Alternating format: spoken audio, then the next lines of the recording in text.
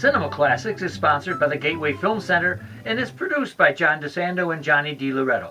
Listen to shows online at WCBE.org. I'm John DeSando. And I'm Johnny DiLoretto. And this is Cinema Classics. Yes, it is. And a couple more weeks and this decade is over. The whole decade. You know, I didn't even realize that until the other day. Yes. The whole decade. So let's look back at the year. Okay. All right. It's about time to do that, don't you think? Yes. All right. What are our faves? Two of my favorites, jumping right out top of the gate, are some of the longest movies of the year. Quentin Tarantino's Once Upon a Time in Hollywood. Got it. One of the only movies I have seen multiple times in a theater since I was a young college nerd. Okay. Love that movie. And also Scorsese's The Irishman. Yeah. All right, and that's a 3.5 hour babe. And neither one of those movies feel long to me. They feel just like a nice road trip, even though they're not road movies, either one of them. You know, as we look ahead, toward the Oscars, I'm just wondering whether Irishman will have a chance. Yeah, I'm not sure. You know what? It might be a little muted for the Academy's taste. Yes, and which is always that's always what stood in the way of Scorsese dominating at the awards, is because his films are usually too violent, too stylistically experimental, and this one is not that. Yeah. And it's quiet and contemplative, yeah. And I don't know that it will, when February comes, register. And given its length, I'm wondering how many Academy people will actually see it. Well, of course, that's a question you could ask every year. Do they ever see any of them? Will they see a 3.5 hour one? Right. Well, now, but here's one. Yeah. That even as our show broadcast might be out yet. Mm-hmm. Uncut Diamonds. Uncut Gems. How about Uncut Gems? I like that one even better. By the Safety Brothers. Yes. I don't know if that's how you pronounce their names. Yeah, you're right. But Adam Sandler. Yeah. See, we're talking also performance here. Right. So you're talking Adam Sandler for sure being nominated. You said he out Pacino's Pacino. He in does. This movie. He does. And if you cut in and didn't know movies that well, you'd think it was Al Pacino playing. And in fact, some knowledgeable people, if this movie was made in 1977, Pacino could be home run for Pacino. Awesome. Right. But it's over the top a bit. Sandler's performance. It almost looks as if he is mimicking Al Pacino, but Al Pacino wouldn't be caught playing this role because it would be a parody of him. Right. So anyway. Okay. Now here's one that I think is going to get the best foreign film, and I think there are two: Parasite. Okay. And The Farewell. All right. I think Parasite's got the edge on it. I don't think that the Academy is afraid of giving a Best Foreign Picture award to a darker movie. You know what I mean? Yes, sure. Although, sometimes they see dollar signs if they have a little stake in the production, and so something like The Farewell, which could be a crossover. Yeah. Hit like Crazy Rich Asians. And Farewell is much more palatable. Parasite's just a little wild. It's a South Korean movie, and it's about grifters who invade a family. So it has an awful lot of class warfare about it. So, but it's really good. It's rich in that way. Right. Farewell's sweet. And it's just got that. It's beautiful. It's beautifully shot and composed, and it's just that slow burn of a movie that keeps you kind of. Dangles a carrot in front of you every 10 minutes or so, you just keep following it down this inevitable path. Yeah, and Farewell is about saying goodbye to Grandma, but not telling her that she's on her way out. Right. And so, another interesting hook. I know, right? What else you got on there? Well, I'm torn between the actor and the film. Okay. And this is Joker. All right. Joker. Okay. The actor for sure is going to be nominated. Yes. May in fact win. Right. But Joker the film? Because it's so derivative of Taxi Driver and King of Comedy, I don't think you can recognize it as a Best Picture contender. I got it.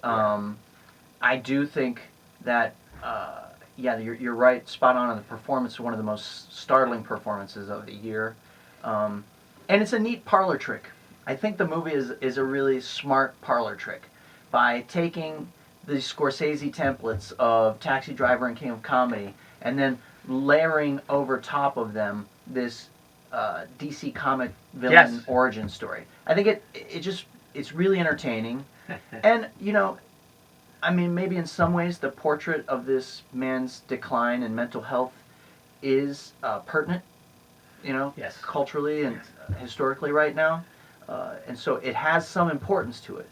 But you're right, I don't know that it's a Best Picture. And I always remember you're telling me about the physician who expected nothing and went and saw this, and after that decided to use that in his First clinic. classes, Yeah, for sure. So, all right, well, we get down to one that I like very much. I don't think it's going to do anything. Anyway, one of my favorite, Ford Okay. versus Ferrari. Yes. Ford versus Ferrari is a fun movie. I love it. It's a fun movie. It's got some great sort of throwback chemistry. Yeah. That Redford Newman kind of chemistry so between Christian Bale and Matt Damon. and as race car drive in a race car motif here.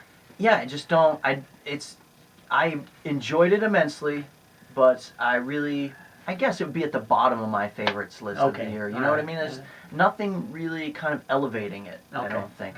I got one for you. Yes. Two I want to know about. Knives Out Yes. and Marriage Story. Yes. Knives Out. Okay.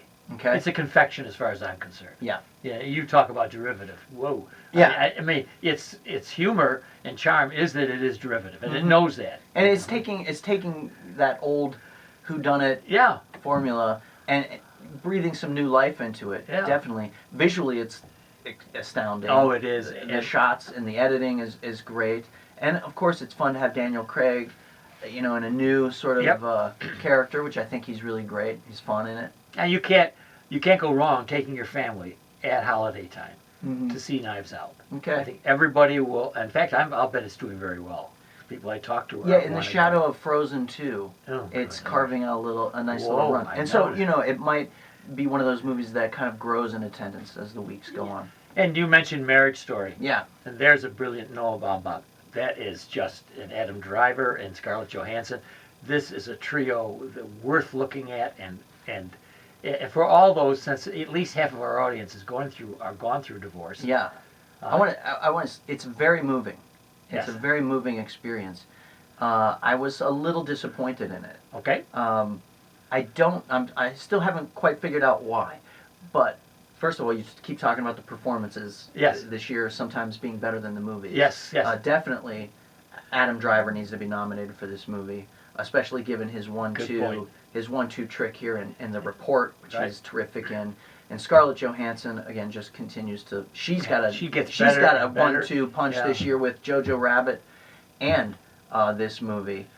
There was something about the element of them being in the entertainment industry Okay. that I felt maybe removed the experience From those being of us relatable. who've gone through it. You know what I mean? Just regular people. Yeah. Yeah. But I do like the contrast between the two coasts, and looking at L.A. and New York and the experience of separating because you have to be on either coast. And I wonder about modern marriages with talented people, how they even navigate this. And they did a good job with that. It's funny. It's hard to sympathize with people who are living that sort of rarefied existence. You know what I mean? Yeah. So there was a part of me that wanted them, that had wished it had been about a different kind of, in a different milieu. We've forgotten a really good film. Yeah, tell me. Apollo 11. Apollo 11. Yeah. Is that the documentary? What are you talking about? This is the Ryan, whatever his name is. Oh, that's the First Man. Is that Ryan okay. Gosling? Yeah. First Man. Okay, I can. See how I can forgettable it edit- is? No, that's all right. I can edit all this. First Man was last year. You're right. So, You could scratch that one off. okay. What else you got? Well, one that I like very, Midsommar. Yeah, I hated that I movie. know. I bring this up. This is Swedish-oriented film about a cult, Yeah. and and that's one of those long, dull Oh man! movies that And you think that there's gonna be this horrifying crescendo, and that never really happens. Just in terms of popcorn extravagance, Yes. fun. John Wick 3. Yeah, good one. I love yeah, those movies are just so much Yeah. fun. Just watching the ballet of violence Yes. that happens in them, Yes. and Keanu Reeves, just, if you would have told me 20 years ago, 30 years ago, that Keanu Reeves will one day grow into a great screen tough guy, I would not have believed you. But he's great to watch in those movies. or a great person. Yeah. As a human being. Now, also, I liked Rocket Man, Okay. and I don't know if it's getting much buzz. You know for the what? Oscar. I have missed it. Okay. I missed it. Okay. And I have a screener Yeah. All right. for it, and I'm just not compelled to. I don't know why. All right. But I'll get around to it at some point. There's another one that was my favorite called Booksmart. Yeah, I wasn't crazy about that either. Okay. And that's the two young ladies who just graduating bright. They decide Mhm. they're gonna have some excitement in their life. Yeah. This is really very nice. So- nicely done. I want to add one. Jumping back, I already mentioned it when we were talking about Marriage Story, but Adam Driver in The Report Yes.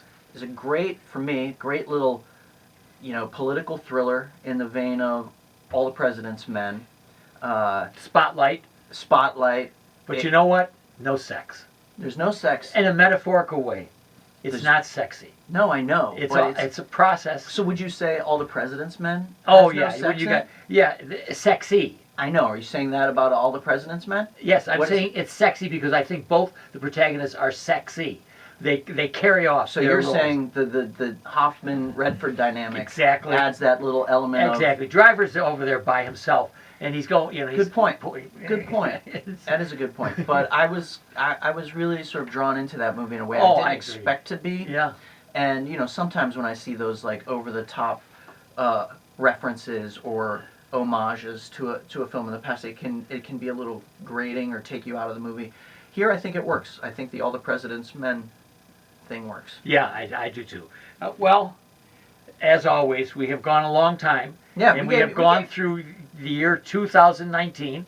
I can't believe we've left one out, but I'm sure our listener will let us know Yeah, what is we it? have forgotten. What is this one?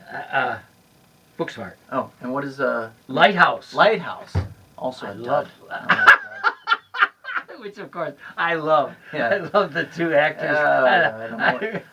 I don't know where we're doing. Well, and we're not perfect, No, but when we do go around town talking about the Oscars in a couple of months, that's right. people will listen. They will listen, and this has been a really great year. Yes.